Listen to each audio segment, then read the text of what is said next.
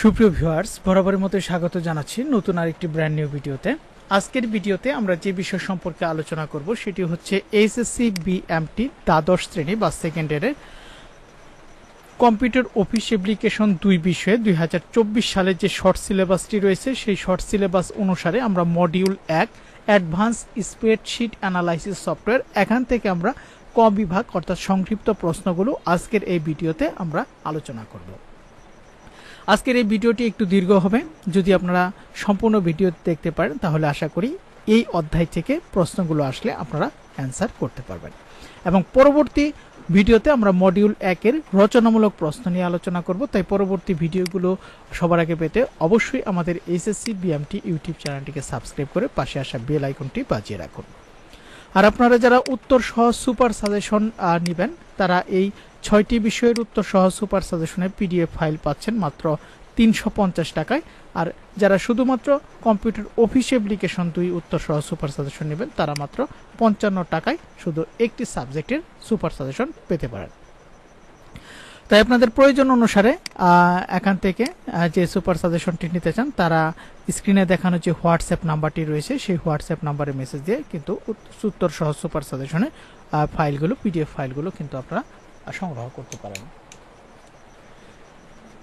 তো আজকের এই ভিডিওতে আমরা যে আলোচনাটি কম্পিউটার অফিস অ্যাপ্লিকেশন 2 এটি কিন্তু আমাদের সুপার সাজেশন থেকে আলোচনা করব। তাই আসুন আমরা সরাসরি মূল ক্লাসে প্রবেশ করি। প্রথমে রয়েছে স্প্রেডশিট কাকে বলে। তো স্প্রেডশিট হচ্ছে সাধারণ অর্থ হচ্ছে কাগজের ভাঁজ খোলা বিছানা পাতা। স্প্রেড অর্থ ছড়ানো এবং শীট অর্থ হচ্ছে পাতা, অর্থাৎ স্প্রেডশিট শব্দটির আবিধানিক অর্থ হচ্ছে ছড়ানো পাতা। গ্রাফ কাগজের ন্যায় আনুভূমিক ও উলম্বভাবে টানা লাইনের সংযোগে খুব খুব আয়তাকার ঘরের ন্যায় অনেক ঘর সম্বলিত বড় শীটকে স্প্রেডশিট বলা হয়। আয়তাকার ছোট ছোট ঘরগুলোকে বলা হয় সেল। এরূপ অসংখ্য সেলের সমন্বয়ে তৈরি হয় স্প্রেডশিট। তো আমরা স্প্রেডশিটের সংজ্ঞাটি কিন্তু দেখে নিলাম। এখন আমরা যেটি আলোচনা করব সেটি হচ্ছে স্প্রেডশিট অ্যানালাইসিস সফটওয়্যারের যে বিশ্লেষণ সেটি আমরা দেখব। সারি ও কলামে বিন্যস্ত করে উপাত্ত ব্যবস্থাপনার মাধ্যমে সহজে হিসাব নিকাশের জন্য ব্যবহৃত প্যাকেজ প্রোগ্রামকে স্প্রেডশিট প্যাকেজ প্রোগ্রাম বা স্প্রেডশিট বিশ্লেষণ সফটওয়্যার বলে। একে সংক্ষেপে স্প্রেডশিটও বলা হয়। কম্পিউটার স্প্রেডশিট প্যাকেজ প্রোগ্রামগুলোকে বলা হয় ইলেকট্রনিক স্প্রেডশিট। এই ধরনের স্প্রেডশিটের সেল প্রয়োজনীয় ডেটা বসিয়ে গাণিতিক হিসাব নিকাশ ও বিশ্লেষণের কাজ করা যায়। কয়েকটি স্প্রেডশিট বিশ্লেষণ প্রোগ্রামের নাম লেখো, অ্যানালাইসিস সফটওয়্যার সম্পর্কে আলোচনা করো। নিচের কয়েকটি স্প্রেডশিট বিশ্লেষণ বা অ্যানালাইসিস প্রোগ্রামের নাম এবং পরিচয় উল্লেখ করা হলো। প্রথমে রয়েছে মাইক্রোসফট এক্সেল। মাইক্রোসফট এক্সেল এর মাধ্যমে একজন ইউজার স্প্রেডশিটের ডাটা ফরম্যাট, অর্গানাইজার এবং ক্যালকুলেটর ব্যবহার করতে পারেন। এই অ্যাপ্লিকেশন প্রোগ্রামটির সাহায্যে জটিল গাণিতিক গণনা, ডাটা এন্ট্রি ও তথ্যকে আকর্ষণীয়ভাবে উপস্থাপনায় নিখুঁতভাবে চার্ট বা গ্রাফ তৈরি করা ইত্যাদি আরও অনেক জটিল কাজকে অতি সহজে সমাপন করা যায়। এক্সেলের সুবিশাল পৃষ্ঠাটি কলাম ও সারি ভিত্তিক সেল বিভক্ত হয়। এতে বিভিন্ন ডাটা এন্ট্রি করে তথ্য বিশ্লেষণ করা যায় বলে একে স্প্রেডশিট অ্যানালাইসিস প্রোগ্রাম বলা হয়।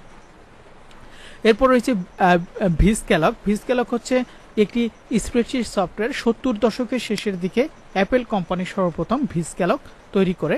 এটি মূলত হিসাব নিকাশের জন্য তৈরি করা হয়। লোটাস 123 বা লোটাস 123, লোটাস সফটওয়্যার আইবিএম এর পরবর্তী অংশ। এর থেকে বন্ধ, এটি একটি বন্ধ স্প্রেডশিট প্রোগ্রাম।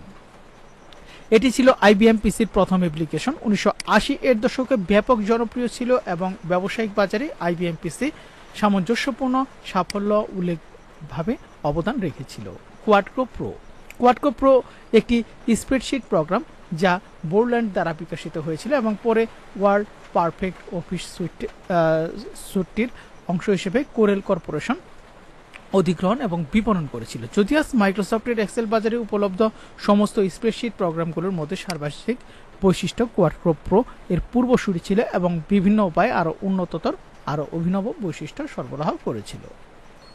ওয়ার্কশিট ও ওয়ার্কবুক কি?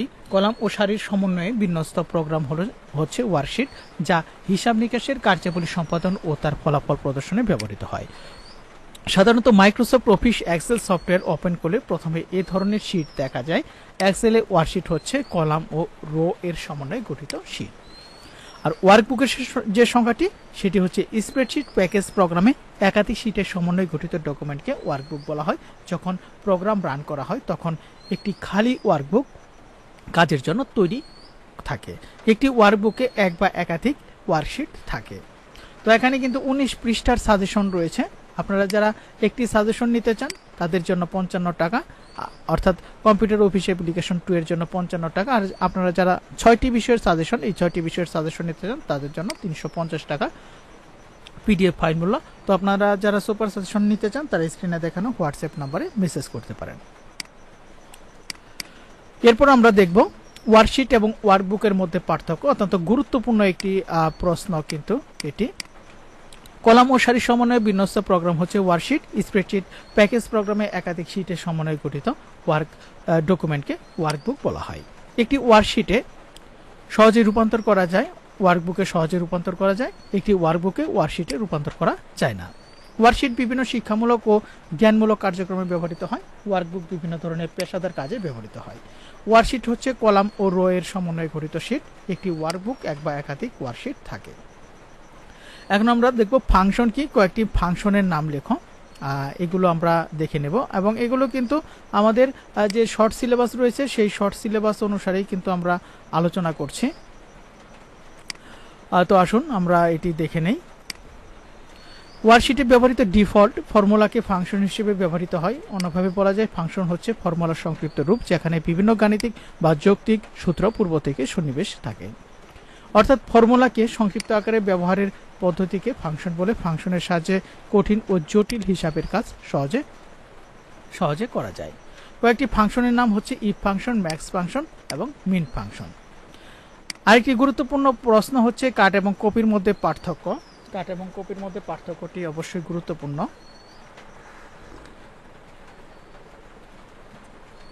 তো আমরা সংজ্ঞাটি দেখে নেই। কাট নির্দেশের মাধ্যমে নির্বাচিত ডাটা আসল জায়গা থেকে মুছে ফেলা যায়। এখানে কপি নির্দেশের মাধ্যমে শুধুমাত্র অনুরূপ প্রতিলিপি তৈরি করা হয়।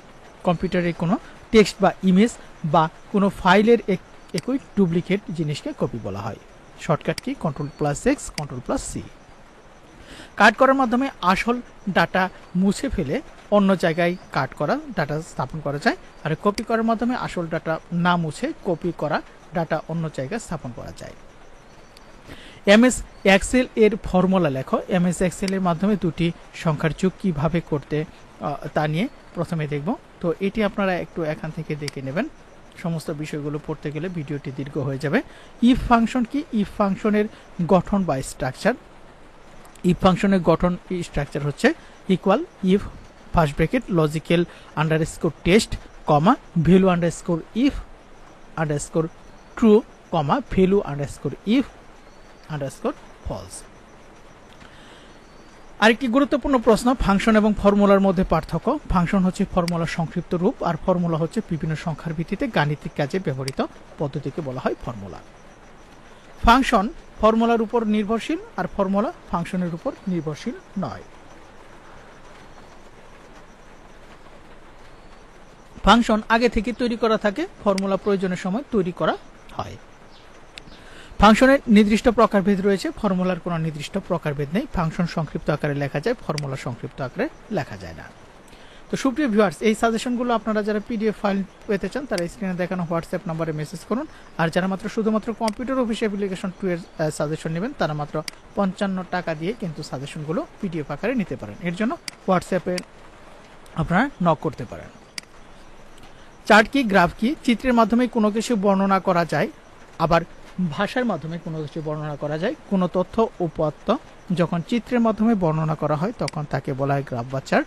জটিল সংখ্যাগত বিবৃতিকে চিত্রের মাধ্যমে সহজভাবে পরিবেশন করাই হচ্ছে গ্রাফ বা চার্ট।